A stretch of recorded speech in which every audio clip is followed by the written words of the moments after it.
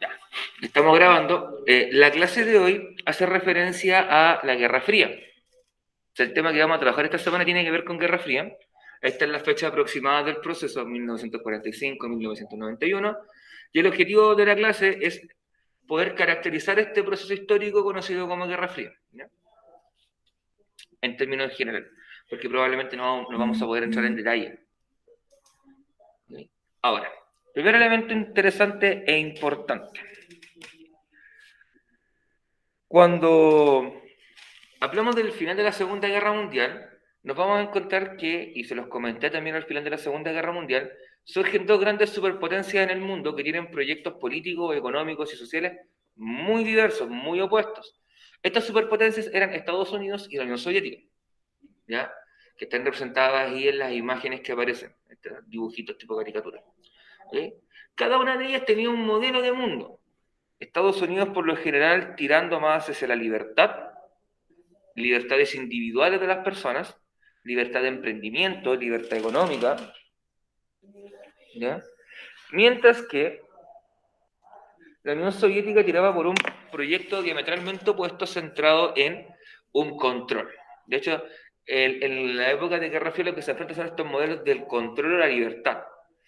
La Unión Soviética se caracterizó, y lo vimos cuando hablamos de Revolución Rusa, por proponer proyectos políticos y económicos centrados en el control social, es decir, control de lo que se publicaba, de lo que aparecía en los medios de comunicación, ¿ya? De lo que se enseñaba, y también un control en el ámbito económico, de lo que se producía, en qué volumen se producía. O sea, no existía esta idea del emprendimiento, de la pyme, de la pequeña empresa, o sea, todo lo hacía el Estado.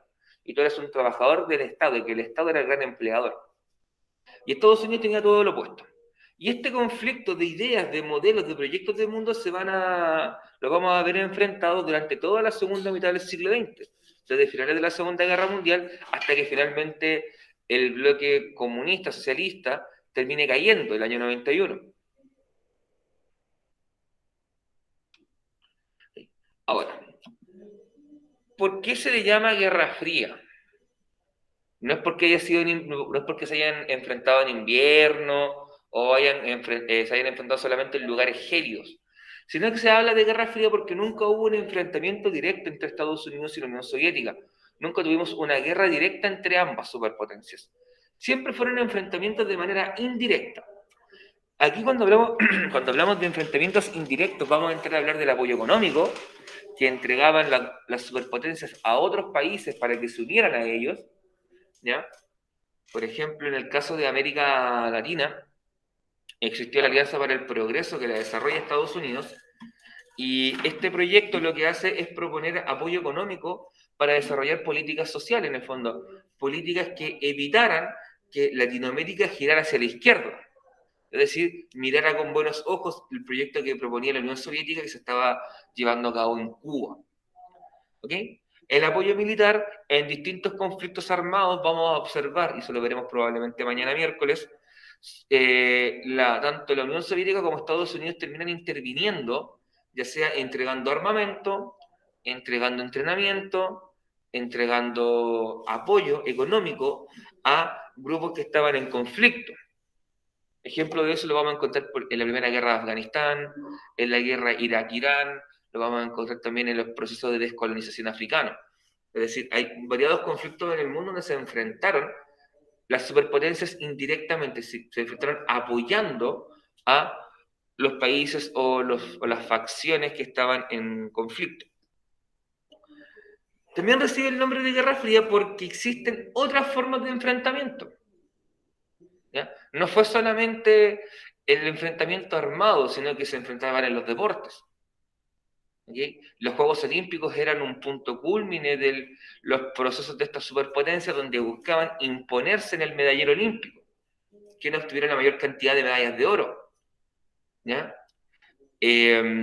Tanto en Juegos Olímpicos de verano como en Juegos Olímpicos de invierno, porque sí, existen los Juegos Olímpicos de invierno y también son cada 4 años. Acá no le damos ni bola porque no tenemos cultura de deporte de invierno, bueno, no tenemos cultura deportiva en general. ¿Ya? De hecho, si nosotros pensamos en nuestra realidad, es la pichanga y para de contar. También se enfrentaron a otros deportes como el ajedrez. De ahí viene la importancia de la imagen que está abajo, La imagen que está abajo es referida al que se llamó el match del siglo, el enfrentamiento del siglo, quien fue entre el campeón del mundo de la época, el soviético Boris Spassky contra Bobby Fischer, que era el retador estadounidense.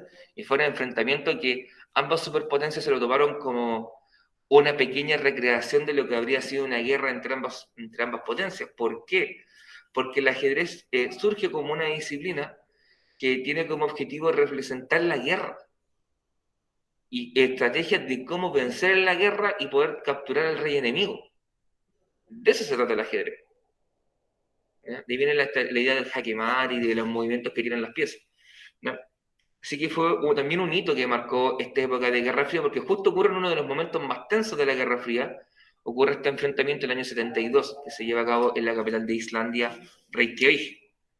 También se enfrentaron en la carrera espacial. ¿Quién lograba llegar primero al espacio? ¿Quién lograba enviar el primer satélite? ¿Quién lograba enviar el primer ser vivo? ¿Quién lograba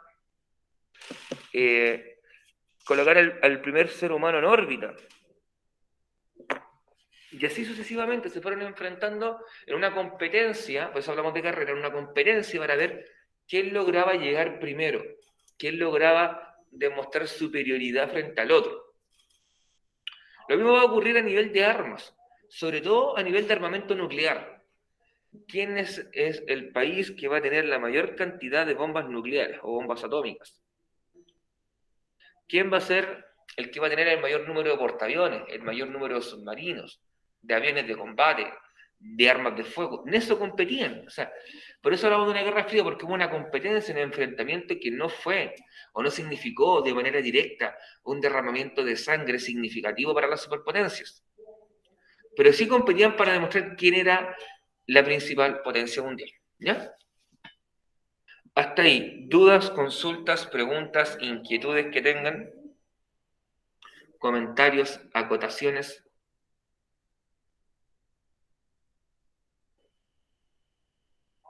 Pregunten, porque después de esto, si no mandaste todas las preguntas esenciales, va a venir una prueba. O la pregunta esencial, aquí hay elementos que te pueden ayudar a responder la pregunta esencial, porque esta pregunta esencial va a ser diferente a las anteriores. ¿Ya? Por si acaso. No hay preguntas entonces. Bueno, ¿qué proyecto tenía cada superpotencia?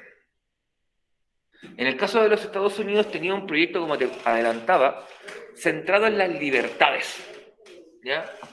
Principalmente centrado en un modelo económico de características liberales, donde lo que fuera predominante, donde fuera predominante la iniciativa privada, ¿ya? Esta idea del emprendimiento, de que surgieran empresas particulares que entregaran bienes y servicios, que si tú lo piensas es el modelo que existe hasta el día de hoy. Por ejemplo, cuando tú quieres contratar un plan de telefonía móvil con datos, no te lo entrega el Estado. No vas tú al ministerio y decirle, ¿me entregan un teléfono con Wi-Fi o con plan de datos? No. Vas y contratas un plan en una empresa privada. Entel, Movistar, WOM, Claro, BTR, la que sea. Lo mismo ocurre, por ejemplo, si quieres tener televisión por cable, si quieres comprarte un vehículo, el Estado no te entrega un auto, sino que tú vas a una concesionaria o se lo compras a alguien, a un particular. ¿Ya? Entonces ahí está la idea del emprendimiento también, por ejemplo, ustedes probablemente conocen a más de alguna persona que tenga una pyme o un emprendimiento que tenga quizá una sanguchería, un kiosco de barrio, una venta de ropa americana, lo que sea. Esos son emprendimientos, eso tiene que ver con la libertad de poder emprender. Y eso está a la base del modelo que propone Estados Unidos. ¿Ya? Y a nivel social lo que va a lograr es establecer un alto grado de libertad individual. ¿Okay? Eso significa poder expresarme libremente, hacer lo que yo estime sea conveniente, siempre y cuando no dañe a otra persona. ¿Ya? Eso me va a explicar el por qué por qué nosotros, como sociedad occidental, defendemos tanto la libertad de expresión y la libertad de prensa. ¿Ya? De hecho, esos derechos son fundamentales, están a la base. Por eso, en Chile, por ejemplo, tú puedes criticar al presidente abiertamente en un diario. y escribir quizá una columna de opinión, ¿ya? Una carta al director, donde hablemos sobre el tema y digamos, el presidente vale cero, honguito, champiñón, como le quieras decir, y no nos van a retar, no nos van a perseguir, no va a existir ninguna represalia de que llegue la central, la sesión, que llegue, no sé, la inteligencia del país a buscarme para hallarme detenido. No existe, la Agencia Nacional de Inteligencia no me va a ir a buscar, decirme, oiga, ¿por qué usted molestó al presidente? Porque tenemos esa libertad, ¿ya? Lo que es interesante y hasta cierto punto paradigmático, en el fondo que es como bien tirado de las mechas, o padre gatica, predica pero no practica, es que en el caso de Estados Unidos, que fue el principal promotor de esta lógica, prohibió el Partido Comunista por mucho tiempo en Estados Unidos y lo declaró ilegal. O sea, ¿dónde quedó la libertad ahí? ¿Ah? ¿Ah? ¿Dónde queda la libertad? O sea, si yo quiero optar por el comunismo, ¿no puedo? ¿Ah? Ese es el punto. Para que vean que también dentro de estos proyectos que hablan de mucha libertad también existen ciertos elementos represivos. ¿Ya? Y en el caso de la Unión Soviética es todo lo opuesto. En la Unión Soviética nos vamos a encontrar con un estricto control social. Eso significa que el Estado decide qué se produce, cuánto se produce, en qué volumen se produce. ¿Ya?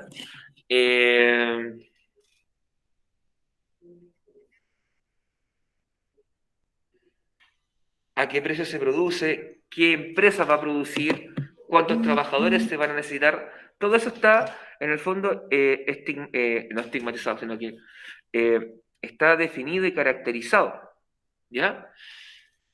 Y en el ámbito social va a existir un alto grado de control social. ¿Por qué? Porque se quiere evitar un fenómeno llamado la occidentalización. Es decir, se quiere evitar que nosotros, que en este caso los soviéticos, adoptaran prácticas occidentales. Por ejemplo, aquí yo tengo dos tipos presenciales, un muchacho y una muchacha. Yo los veo a los dos con jeans, si no me equivoco, ¿o no? Eso, por ejemplo, andar con jeans en la época de la Unión Soviética te costaba ir a la cárcel, porque en el fondo era una vestimenta asociada a Occidente. ¿Ya? Por lo general tú vestías la ropa que te entregaba el Estado, ¿ya? O lo que producía el Estado, y el Estado no producía jeans porque era la ropa occidental. Escuchar música occidental en la Unión Soviética también te costaba ir a la cárcel, porque era considerada una música que corrompía la sociedad. Hubo gente que fue llevada detenida porque tenían un disco de los Beatles o de los Rolling Stones de la época, o de Elvis Presley, que era música occidental. ¿Ya? Eso te va marcando más o menos qué caracterizaba a ambos proyectos. Lo interesante acá es darse cuenta que como proyectos que son diametralmente opuestos,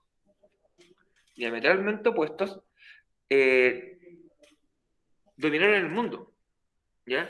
Y de hecho nosotros que somos occidente y que hemos vivido bajo la influencia de la sociedad occidental propuesta por Estados Unidos, nos cuesta probablemente entender un modelo como el de la Unión Soviética, porque nunca lo hemos vivido ni hemos estado ni por asomo cerca de él, de un Estado fuerte, controlador, que en el fondo tome las riendas del país y decida qué hacer. Nosotros estamos acostumbrados a que sea la economía la que decida qué hace con nosotros. También durante esta época surge este concepto de cortina de hierro o telón de acero, también le llaman así. Ya, esta expresión la acuña o la plantea el primer ministro británico de la época, Winston Churchill, a los 40, 50, donde establece que en el mundo se establece un muro ideológico, donde se construye un muro de creencias políticas y de ideas políticas que dividen a Estados Unidos con su área de influencia y la Unión Soviética con su área de influencia.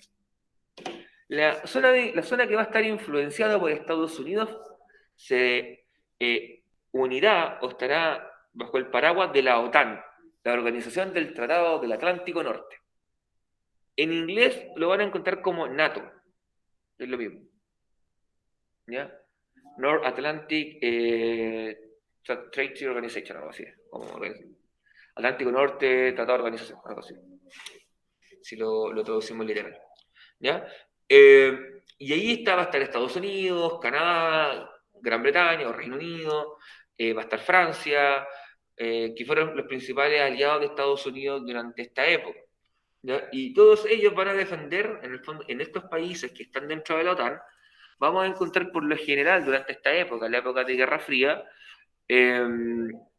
una defensa al modelo político y al modelo económico. ¿Ya?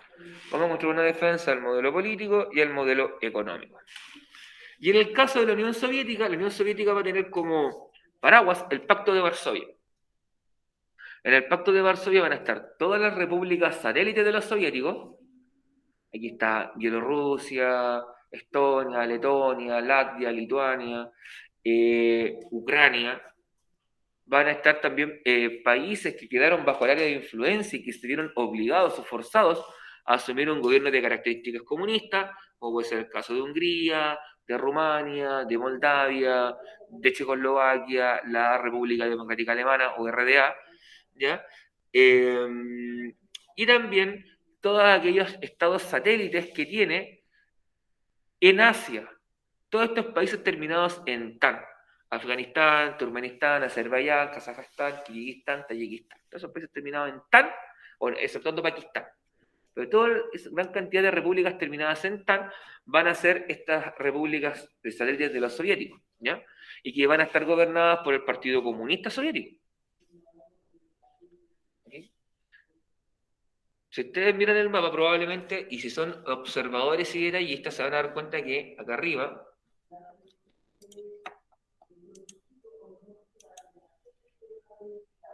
acá hay repúblicas que aquí también están marcadas. ¿Por qué? Porque este mapa es más actual que este, solamente es el tema. Y estas repúblicas están acá como Hungría, Rumania, Bulgaria. Con el paso del tiempo, cuando caiga la Unión Soviética, se van a pasar al bando de Estados Unidos. Se van en el fondo a occidentalizar y a recibir la influencia de Occidente con su modelo político y su modelo económico.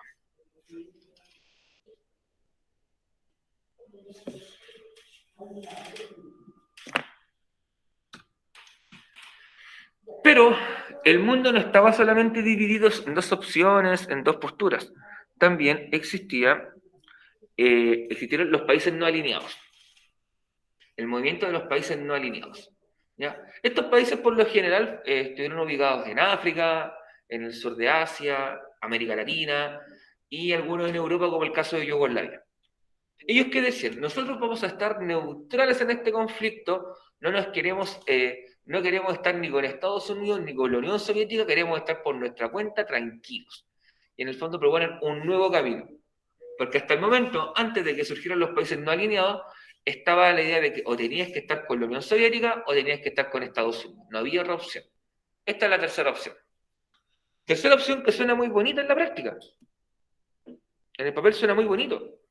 No vamos a meternos en conflicto, vamos a estar tranquilos, ya no queremos pelear. No obstante, no va a ser así. De una manera u otra, las superpotencias van a terminar influyendo en estos países, y lo vamos a ver cuando hablemos de los procesos de descolonización, lo vamos a ver cuando hablemos sobre la guerra de Vietnam, lo vamos a ver cuando también hablemos sobre el caso de América Latina. ¿Ya? ¿Eso qué significa? Que en la práctica los países no alineados tuvieron bien poco poder, porque de una manera u otra se vieron forzados, se vieron obligados a incorporarse a una de las superpotencias o sentirse más cercanos a una de las superpotencias. Otro proceso que ocurre durante este trayecto de Guerra Fría tiene que ver con la descolonización. ¿Ya? Si ustedes recuerdan, debe ser poco más de un mes, nosotros comenzamos a hablar sobre el imperialismo y el colonialismo. Empezamos a hablar de qué manera las potencias europeas sobre todo Estados Unidos, Gran Bretaña, Francia, Alemania, Bélgica, metieron su manito en África y comenzaron a repartírselo cual torta de cumpleaños. ¿Ya? Bueno, 100 años después, poquito más de 100 años después, bueno, un poquito menos de 100 años después, vamos a observar cómo se comienza a desmoronar esta torta, se comienza en el fondo a desarmar esta idea de los imperios coloniales. ¿Ya? Hay procesos de descolonización que fueron relativamente tranquilos, como el caso de la India, Pakistán, Bangladesh y parte de Birmania, lo que fue alguna vez el Raj británico. ¿Ya? Otros que se independizaron también de manera relativamente pacífica, como fue el caso de Egipto, la República Sudafricana, hoy día Sudáfrica, ¿ya? Pero otros que fueron durante la década del 60, 70 y 80 no fueron tan tranquilos, ¿ya? Aquí lo que nosotros nos vamos a preocupar es de ver cómo fue descolonizándose el continente africano principalmente, que es el que está más pintado en la escala de colores. Si ustedes se dan cuenta, abajo, en la parte inferior izquierda de la imagen, aparece un cuadrito que es la leyenda del mapa, que te permite leer y interpretar el mapa. Dice que con este color, medio crema, ¿ya? Café claro, si le quieren llamar, son los países que se independizaron antes de 1950. Está Egipto, Etiopía, la República Sudafricana, Suazilandia. En Asia hay muchos más países, por ejemplo, Irán, Irán nunca fue conquistado, Arabia Saudita, Jordania, y Líbano, Israel, Siria, Egipto, India, Indonesia, ¿ya? Pero lo que nos va a importar es desde el 60 en adelante, desde el 50 en adelante. Del 50 al 59 está en este color lila bien delicado y bien suavecito. Está Marruecos, Libia, Sudán, Ghana, Guinea. Guinea hoy día está de moda porque en Guinea ocurrió hace un par de días una guerra civil. Hubo un golpe de Estado y el presidente lo tomaron prisionero y los militares están gobernando hoy día Guinea. ¿Ya? También tenemos el caso de Omán en la península de Arabia. Y en el caso de Asia vamos a tener que prácticamente todos los países asiáticos se independizaron, que estaban acá. Lo que está acá es lo que se conoce como la Indochina francesa, que es Laos, Vietnam y Kampuchea. Kampuchea es lo que hoy día conocemos como Camboya o Cambodia. Si ustedes se dan cuenta, es en la década del 60, entre el 60 y el 69, cuando ocurre la mayor descolonización del continente africano. Fíjense en la tonalidad de colores.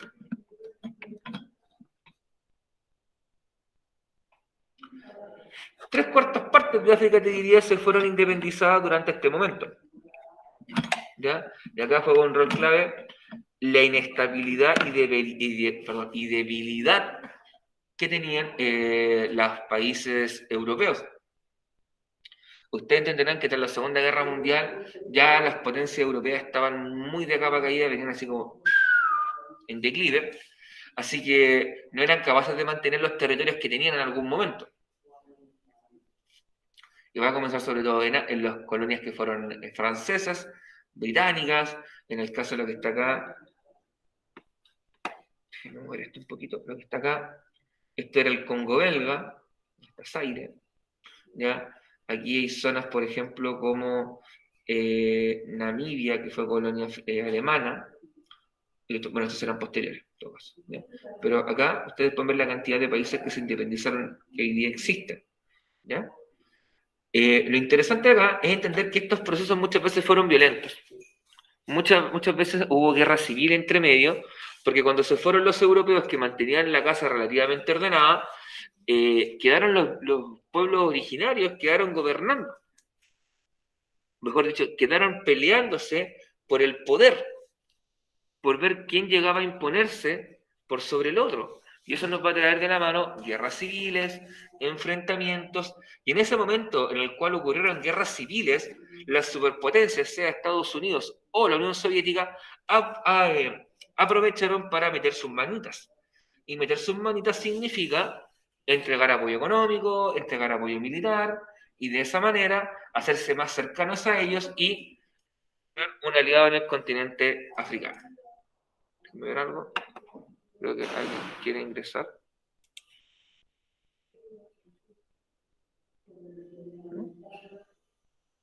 No, me sigo conectando ya. Eso en cuanto al caso de África, y después vamos a tener entre el 70, después del 70, los menores números de casos, como por ejemplo puede ser Guinea-Bissau, Eritrea, Angola, Namibia, Mozambique. Tranquilo, Ron, gracias por conectarte. Muchas gracias.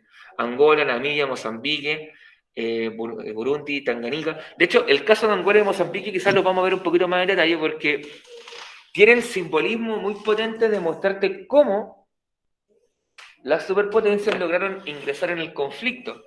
Por ejemplo, en el caso de Mozambique, Mozambique es la única bandera del mundo que tiene un arma de guerra en su bandera. Y la vamos a ver en la próxima clase, que tiene un fusil AK-47. ¿Y qué me importa que tenga un AK-47? Tiene una carga simbólica muy potente porque es el arma icónica de la Unión Soviética. Es como un saludo a la bandera, como gracias al arma que me entregaron los soviéticos logré mi independencia. Y algo similar va a ocurrir con la bandera de Angola, que en el caso angoleño vamos a encontrar que la simbología que utilizan, además de los colores, son propios del comunismo y del socialismo. De hecho, el machete que aparece en su bandera también es una de las banderas que tiene un arma en su escudo, y el engranaje que se juntan forman una figura bastante similar a la olla y el martillo propio de los comunistas. O sea, hay todo un simbolismo ahí soviético entre medio. Así que eso es lo que vamos a ir desarrollando y también nos vamos a dedicar mañana al caso de Vietnam. Que también es bien interesante de ver. ¿Ya? En el caso de Arabia, en realidad Arabia fue un proceso bien pacífico, bien tranquilo. De hecho, porque en el caso de los árabes, exceptuando Yemen, que Yemen es un caso aparte, lograron mantener buenas relaciones con las potencias occidentales. De hecho, gran parte de Arabia estuvo bajo la influencia británica. Y eso lo llevó a que también mantuviese buenas relaciones con los británicos y con el hijo regalón de los británicos, que es Estados Unidos. El hijo que superó al padre. ¿Ya? Así que hasta el día de hoy mantienen muy buenas relaciones. De hecho, para muestra un botón, en Kuwait, que está acá, que está cerquita de la desembocadura del Tigris y el Éufrates, Estados Unidos hasta el día de hoy mantiene bases militares, con una intención en el fondo poder atacar a estos países, este país sobre todo, y este país que son hasta el día de hoy enemigos. ¿Ya? Así que eso es lo interesante del conflicto. Bueno, ahora, vamos a hablar un poquito de las formas tecnológicas de enfrentamiento, de conflicto. De partida, tenemos la carrera espacial. La carrera espacial, como lo dice su nombre, una carrera es una competencia para ver quién logra primero determinados hitos. ¿Quién logra poner el primer satélite en órbita? ¿Quién logra poner al primer ser vivo en órbita? ¿Quién logra poner al primer ser humano en el espacio y en órbita? ¿Quién logra mandar la primera tripulación a la Luna? ¿Quién logra construir la primera estación espacial? Que son quizá hitos clave. Hoy en día nosotros por lo general pensamos en espacio exterior y pensamos en los gringos, en la NASA, que la NASA por si acaso es estatal. Para que se den cuenta, en el país más capitalista del mundo hay empresas estatales y en Chile reclaman porque existe Codelco. Pensamos en la NASA, pero hoy día, por ejemplo, los chinos están tomando fuerza, la Unión Europea en conjunto está tomando fuerza, pero en esta época el papi era la Unión Soviética que mandaba. De hecho, parte del colapso soviético vienen los esfuerzos sobrehumanos de mantener su programa espacial. Aquí los soviéticos la descosieron entre el 50 y comienzo de los 80, la descosieron a nivel de carrera espacial. Creo que lo único que no lograron primero fue el llegar a la Luna, pero todo el resto lo lograron. Y lo vamos a ver después cuando hablemos un poquito de los hitos que van marcando este proceso. Y además de esa carrera espacial estaba la carrera armamentista que yo te nombraba. Y sobre todo piensen sobre todo la idea del arsenal nuclear. Esta es la época donde hay sistemáticas pruebas nucleares, sobre todo entre la década del 50 hasta el 70, hay numerosas pruebas nucleares, ¿ya? En distintos lugares, donde tanto Estados Unidos como la Unión Soviética iban probando sus nuevos prototipos y proyectos de bombas atómicas. Probablemente a más de alguno de ustedes en su cabecita les saltará la pregunta, bueno, ¿y cómo funciona una bomba nuclear? En palabras simples, lo que hace una bomba nuclear es un proyectil que tiene una ojiva o una cabeza nuclear donde tiene un material radioactivo, un material que químicamente es inestable, y cuando se somete a un estrés, que puede ser un golpe potente o una explosión que se genere, o una excitación de temperatura también, cualquier elemento lo puede desestabilizar, y eso lo que va a llevar es que su estructura atómica se comienza a romper, y cuando hay una cuando se libera energía, en el fondo, cuando se liberan electrones y el átomo se vuelve cada vez más inestable y se comienza a dividir, a fisionar, en el fondo se divide, eso genera energía, y esa energía llega a tal nivel que puede arrasar ciudades enteras. ¿Ya? De hecho, como dato, siempre tiro este dato simplemente como para ver si alguien ve Bob Esponja de otra manera. Supongo que más de alguno de ustedes vio Bob Esponja alguna vez. Cuando eran niños, cuidando a un hermano chico, o ustedes mismos vieron Bob Esponja. Supongo que se acuerdan dónde vivía Bob Esponja. Fondo de Bikini. ¿Ustedes saben que existe una isla de coral que se llama el Atolón Bikini? El Atolón Bikini fue el lugar donde los estadounidenses hicieron pruebas nucleares. Ahora, yo creo que te caes en tu cabeza porque hay una esponja de mar mutante que habla, una estrella de mar mutante que habla, un cangrejo mutante que habla, un calamar. Y si tú te fijas, Arenita, que era la ardilla, ocupaba un traje. No andaba como con un snorkel, sino ocupaba un traje especial que se asemeja a un traje antirradiación. Claro, ¿qué es parecido a un traje antirradiación? Entonces, la historia de Bob Esponja se desarrolla en ese lugar, que es un lugar que está contaminado por radiación nuclear. Sí, te maté la infancia, probablemente alguno estará llorando ahora mirando su peluche de Bob Esponja. Pero esa es mi teoría sobre el origen de Bob Esponja. ¿Ya?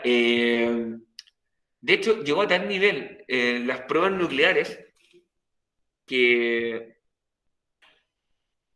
Momentos alfares. Momentos alfares. No, pero fue el deseo. Ya, ahora hablando en serio. Llegó a tal nivel la carrera espacial y el desarrollo de... Sí, tienes toda la razón, Ron. De hecho, llegó a tal nivel el desarrollo de las pruebas nucleares que las superpotencias tuvieron que firmar un acuerdo de desnuclearización, en el fondo, de ir desactivando su arsenal nuclear, porque era demasiado, la cantidad de armas, de bombas nucleares que tenían, de misiles nucleares, era tal que podían destruir 10, 20 veces el planeta. Si se hubiese desencadenado una guerra nuclear, no estaríamos viviendo como vivimos hoy día o como hemos vivido normalmente antes del 2020 con el COVID. ¿Ya? Probablemente viviríamos en un mundo post-apocalíptico, onda bajo tierra, peleando por un trozo de tierra o un alimento. Si, onda, si jugaste en Metro 2033, o jugaste en Fallout, es como esa lógica. Viviríamos una lógica así. ¿Ya? Ese sería un mundo post-apocalíptico después de una guerra nuclear. O como te lo cuentan en Hora de Aventura, la era después de la guerra de los champiñones. Son los hongos nucleares. ¿Ya? Y de hecho, hasta el día de hoy son muy pocos los países que tienen un arsenal nuclear. Estados Unidos, Rusia, Francia, creo que tiene China, India, Pakistán, Israel y Gran Bretaña, creo que son los países que tienen un arsenal nuclear. Pero los que se llevan gran parte de la torta son Estados Unidos y la Unión Soviética. ¿Ya? De hecho, la guerra en Irak del 2003, que probablemente ustedes ni nacían, la justificación que tiene Estados Unidos para invadir Irak es que Irak estaba intentando desarrollar un arma nuclear. Y estaba rompiendo con estos tratados de desnuclearización y en el fondo de no producir más armas nucleares. Acá tenemos algunos hitos que marcan la carrera espacial. ¿Ya? El primer satélite en el espacio es el Sputnik 1, que está ahí arribita, que lo desarrollaron los soviéticos y lo mandaron al espacio en la década del 50. Esto ya fue un primer granito porque fuimos capaces de colocar un objeto desde la superficie terrestre, poderlo colocar en órbita. Y esto nos permitió desarrollar todo lo que conocemos como la tecnología satelital. ¿Ya? Esa tecnología satelital que te permite, por ejemplo, si te gusta ver fútbol, ver los partidos en el TNT Sport en vivo en tu casa, se transmite vía satélite. ¿Ya? Por ejemplo, los Juegos Olímpicos que fueron hace un par de meses en Tokio, también se pueden ver vía satélite. Por ejemplo, si estás viendo algo vía, no sé, no sé si ustedes recordarán hitos como el funeral de Michael Jackson, por ejemplo, la caída de las Torres Gemelas en 2001, todo eso fue transmitido en vivo vía satélite. Al final de los mundiales, de los eventos deportivos, cosas por el estilo. ¿Ya? O sea, de ahí viene la importancia de poder colocar un satélite en el espacio. ¿Ok? Luego tenemos el primer ser vivo que fue al espacio. Ahí está, la perrita Laika. Como siempre, Cachupín ahí presente.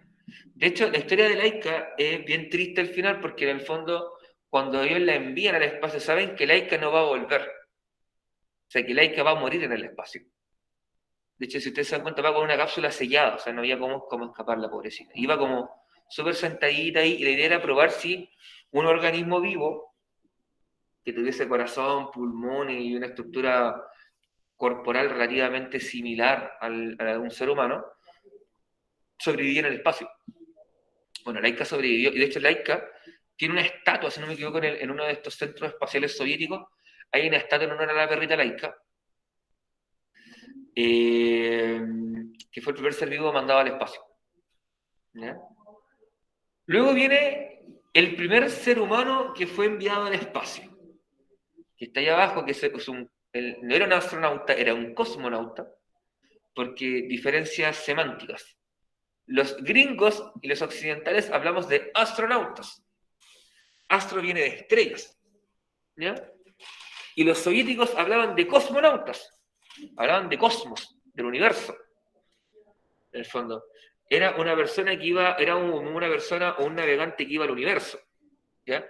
Y ese cosmonauta es Yuri Gagarin, que está ahí abajito en la tercera imagen, con su clásico casquito de CCP, que en el fondo es como Unión de Repúblicas Socialistas Soviéticas, en soviético, en ruso, ¿ya? Y ahí está el primer ser humano que fue al espacio.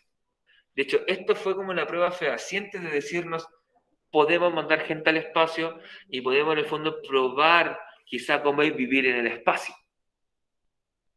De hecho, los soviéticos pueden mandar más misiones probando si podían sobrevivir, después mandaron a la primera mujer, una tripulación más contundente de gente. Y aquí viene donde los gringos se atribuyen la victoria en la carrera espacial porque lograron el primer alunizaje. Alunizaje en el sentido estricto de la palabra, no alunizaje en el sentido que lo ocupamos hoy día, que es en el fondo reventar un ventanal con un auto y entrar a robar. No. Alunizaje for the real. En este caso, el primer alunizaje lo lleva a cabo Estados Unidos en la famosa misión Apolo 11. El Apolo 11 fue una misión tripulada por 3 astronautas estadounidenses. El más famoso es Neil Armstrong, a quien se le atribuye la famosa frase: un pequeño paso para el hombre, un gran paso para la humanidad, que está asociada a la icónica imagen de él colocando una huella y dejando una huella en la luna, cuando pisa con la bota.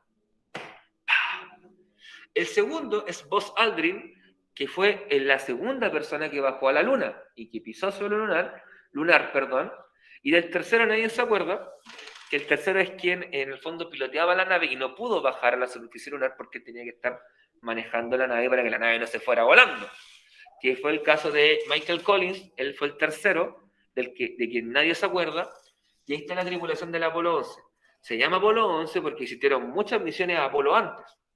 De hecho, una de las más nefastas es el Apolo 13, cuando llegan a la Luna, se están quedando sin combustible, iban a quedar separados en el espacio, y de una manera u otra, a través de la matemática y la ciencia, y ocupando la fuerza de gravedad de la Luna, logran en el fondo agarrar impulso y poder devolverse a la Tierra y sobrevivir. ¿Ya? Y por último está la creación de la primera estación espacial, o sea, la primera estación que se crea en el espacio, y fue la estación espacial Mir, que también fue desarrollada por la Unión Soviética. Si ustedes se dan cuenta, los hechos indican que la Unión Soviética fue la principal vencedora en este proceso de carrera espacial, porque lograron los hitos más relevantes. Después vienen otros hitos de enviar una sonda no tripulada a Marte, una sonda no tripulada a Júpiter, y de hecho, ¿por qué es tan importante la carrera espacial? Porque la carrera espacial nos ha permitido ir ampliando nuestro conocimiento del universo. De hecho, que hoy día los científicos puedan decirte, este planeta es posiblemente habitable porque hay como restos, residuos de agua en las zonas polares, como en el caso de Marte. Bueno, te dice que en el fondo eso es gracias a esto.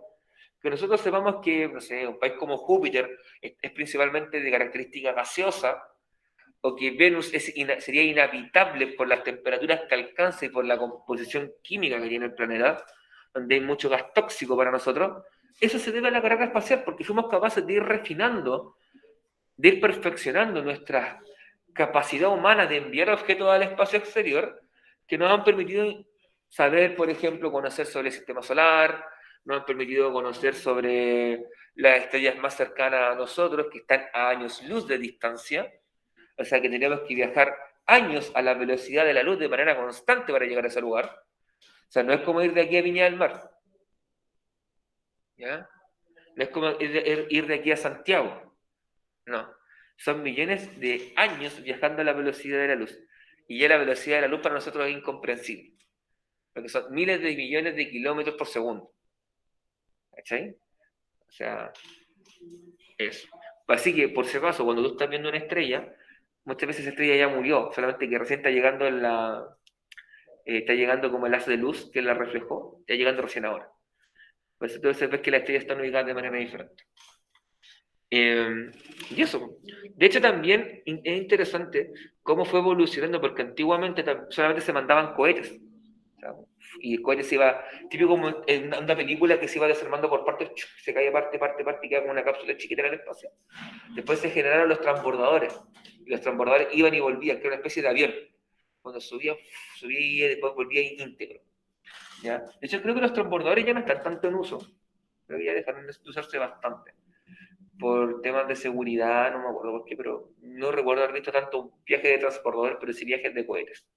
Y eso nos ha generado un problema, que es la chatarra o la basura espacial. De hecho, ustedes probablemente en noticias también habrán visto alguna vez que hablan de cayó o va a caer un satélite en tal lugar y cae el satélite así, como un cometa así, o un meteoro. Cae. Y en el fondo es como puro residuo o basura. Ahora, el deporte. Bueno, ¿por qué el deporte? El deporte también fue un factor clave al momento de enfrentarse durante esta época de Guerra Fría, ¿ya? Era una forma de demostrar músculo, de demostrar fuerza, de demostrar quién era la potencia dominante. Y ya que no nos podíamos enfrentar, o no teníamos la opción de enfrentarnos directamente en una guerra, nos enfrentábamos en lo más cercano que era una guerra, que era un campo deportivo, ¿ya? Y aquí la competencia era por quién obtenía un mayor número de medallas de oro, quién obtenía el mayor número de medallas totales, e intentaban por todos los medios posibles intentar ganar en el medallero. De hecho, existían deportes que estaban principalmente han estado asociados a los soviéticos, por ejemplo, como puede ser el caso de la gimnasia.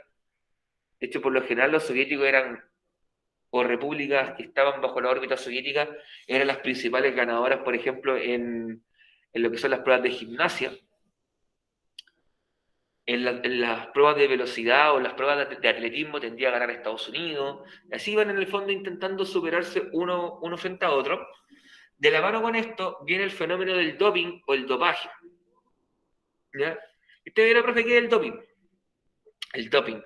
El doping o dopaje en el fondo es consumir alguna sustancia ilícita, alguna droga, algún medicamento, con el fin de mejorar tu rendimiento deportivo. En el fondo es sacar una ventaja injusta. ¿Ya? En esta época todavía no existía, en los 60, comienzos de los 70, todavía no existía lo que es un control antidoping tan exhaustivo como existe hoy en día. De hecho, hoy en día hay un listado de todos aquellos elementos que son considerados doping. Por ejemplo, un ejemplo de un medicamento relativamente común que es considerado dopaje es el salbutamol. Aquellos que sean asmáticos o que sufran de crisis respiratorias van a conocer lo que es el salbutamol, que es el típico puff o inhalador que te dan. Así que tú ves al asmático que hace así, y te toma el puff, y así con el fondo se le abre la vía respiratoria. Eso es considerado dopaje. Hay otras que son más refinadas, que se inyectan, por ejemplo. Y esto llevó a que durante esta época surgieran muchos récords olímpicos que son imposibles de batir. Y que muchos de ellos fueron dados de baja porque evidentemente fueron obtenidos en condición de dopaje. Sobre todo se le acusó de dopaje o de recurrir a estos medicamentos para obtener un beneficio deportivo a los países del este de Europa, a los países que estaban bajo la influencia soviética. Además de eso, cabe destacar que existieron otros elementos clave a nivel deportivo, ¿ya?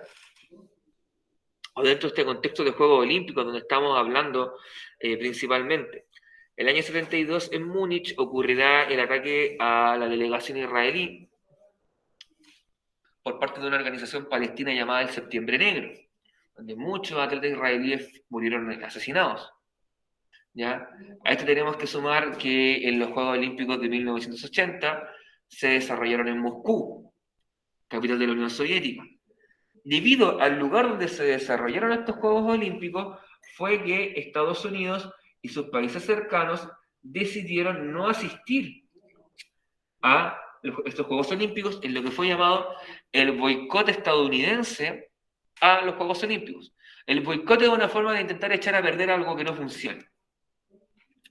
Y para el año 1984, los Juegos Olímpicos se van a desarrollar en Los Ángeles, California, y aquí va a ser la Unión Soviética quien va a decidir no ir a los Juegos Olímpicos y sus países cercanos tampoco, es lo que será llamado el boicot soviético a los Juegos Olímpicos. ¿Ya? Y de esa manera, cuando ocurría en un país que no me caía bien, no iba, porque tenía temor.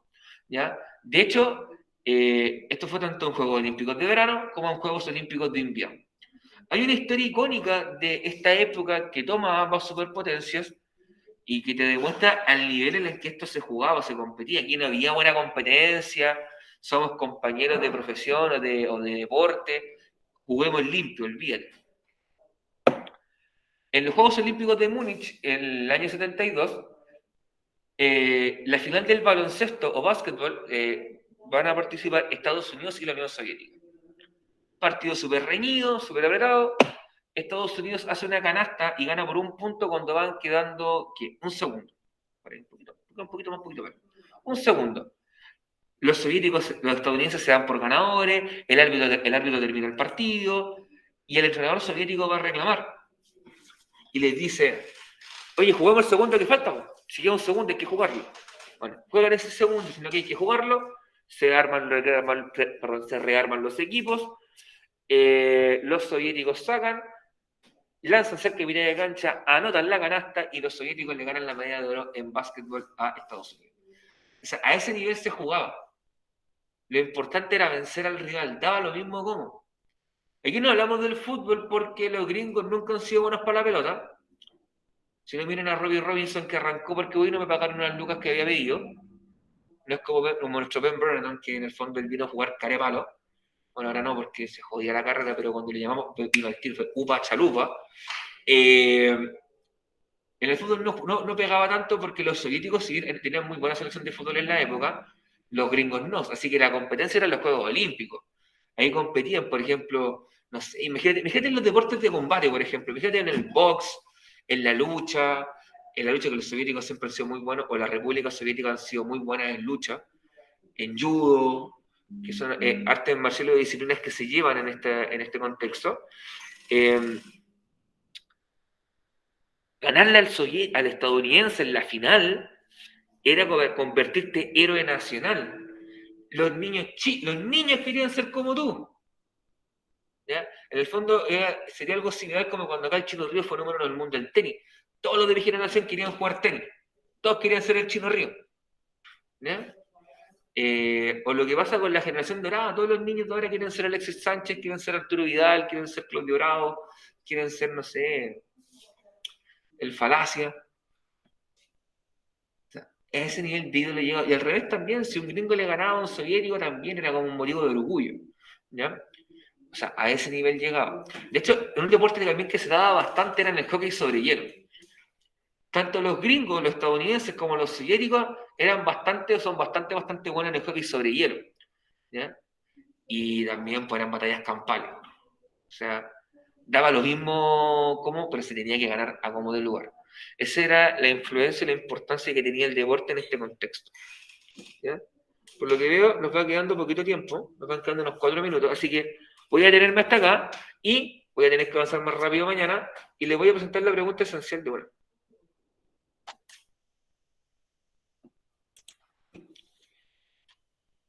Así que denme un segundo, vamos a abrir Classroom, para que la puedan ver desde acá. Bien, ahí la mando. Bien, aquí está la pregunta esencial. La pregunta esencial dice: ¿a qué aspecto de la Guerra Fría hace referencia la imagen 1? Y respecto a la imagen 2, se puede inferir que tienen que utilizar las imágenes más la materia para responder las preguntas. No son preguntas fáciles. Lo digo al tiro. Les va a costar. Porque no son cosas que salten a simple vista. De hecho, tienen que mirar más allá de lo que te muestra la mera imagen. Por ejemplo, acá.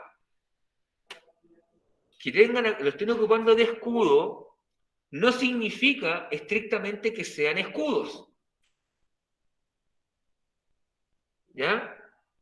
Y acá también, fíjense bien en todos los detalles. Fíjense en qué elementos componen la imagen. ¿Qué personas son? Si de estas personas dimos alguna descripción en la clase, ¿qué descripción dimos? ¿Qué están sosteniendo? ¿Qué hay atrás? ¿Qué puede simbolizar cada elemento que constituye la imagen? Es decir, son preguntas que no saltan a simple vista. Al menos para ustedes que no están acostumbrados a trabajar con imágenes. ¿Ya? Y que tampoco quizá tienen toda la información ni todo el contenido. Así que si lo van a responder con anterioridad, o sea, lo van a responder hoy día o en la mañana, o mañana en la mañana, fíjense bien en la imagen y apóyense bien en la materia. Y si tienen alguna duda, pregunten. Hagan las preguntas, no esperen a última hora para mandar esto. Porque si no, ¿qué les va a pasar? Le voy a tener que rellenar con 4 igual porque no va a estar bueno. O va a tener una buena de las dos. Tienes que tener las dos correctas para tener un 7.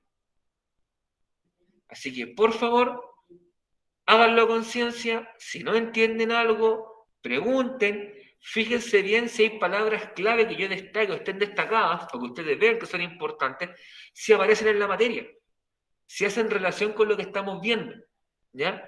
Para que no cometan la equivocación de marcar una opción que no es, ¿ya? De hecho, yo ahora voy a dejar de compartir, ¿ya? Voy a cerrar acá, voy a dejar de grabar